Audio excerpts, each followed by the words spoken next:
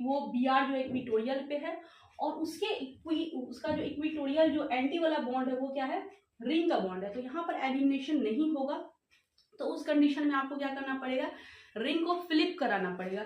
जब आप रिंग को फ्लिप करवाते हो तो वहां पे टाइम कंज्यूमिंग होता है विद रिस्पेक्ट टू फर्स्ट।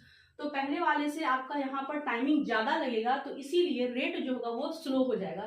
तो अगर आपसे रेट पूछे तो रेट जो होगा वो K1 का फास्ट होगा विद रिस्पेक्ट टू K2।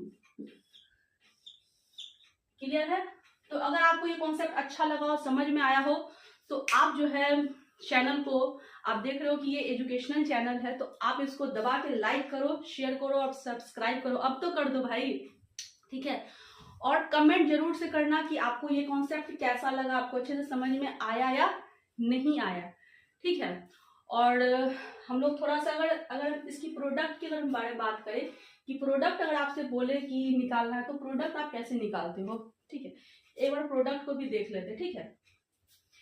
चलिए, प्रोडक्ट बताना बहुत ही आसान है। और अगर हम बात करें नीट की या IIT मेंस की बात करें तो आपसे प्रोडक्ट पूछेगा, रेट ऑफ रिएक्शन नहीं पूछेगा, रेट ऑफ रिएक्शन एडवांस में पूछेगा। तो आपको पता चल गया कि रेट ऑफ रिएक्शन कैसे निकालना है। रेट ऑफ रिएक्शन निकालने के लिए आपको कंपाउंड को चेयर फॉर्म में कन्वर्ट करना पड़ेगा, और जहां पर रिंग फ्लिप कर रहा है उसका रेट स्लो हो जाएगा, जहां पर रिंग फ्लिप नहीं कर रहा है इजिली वहां पर एलिमिनेशन हो जा रहा है।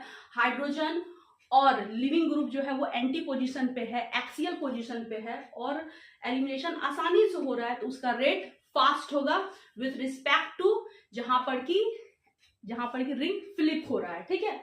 अब हम बात करते हैं नॉर्मल, अगर आपको इसका अगर प्रोडक्ट अगर पूछ ले कि प्रोडक्ट क्या होगा, तो कैसे बनाते हैं प्रोडक्ट हम लोग, कुछ नहीं करना पड़ता प्रोडक्ट में। देखिए यहाँ पर ये क्या है, आपका हाइड्रोजन है, Br है, और आपको क्या करना है, हाइड्रोजन को एक्सट्रैक्ट करना है। यहाँ पर हाइड्रोजन को जो है एक्सट्रैक्ट करना है, तो बेस आएगा और बेस क्या करेगा, हाइड्रोजन को एक्सट्रैक्ट करेगा।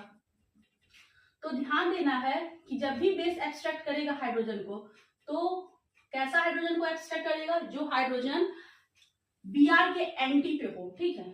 जो हाइड्रोजन Br के एंटी पे होगा उस हाइड्रोजन को एक्सट्रैक्ट करेगा, क्योंकि वहां से हाइड्रोजन एक्सट्रैक्ट करना आसान होता है, क्योंकि वहां से हिंड्रेंस कम होता है, बेस को आने में हिंड्रेंस कम होता है, पोटेंशियल एनर्जी कम लगता है, और उस पर्टिकुलर रिएक्शन में एक्टिवेशन एनर्जी भी कम होता है, ठीक है। एक्टिवेशन एनर्जी कम देना पड़ता है और रिएक्शन क्या होता है, फास्ट होता है, ठीक है। तो इसीलिए जो बेस है वो कहाँ पे आएगा, वो हमेशा एंटी पेरिफेरल साइड से आएगा,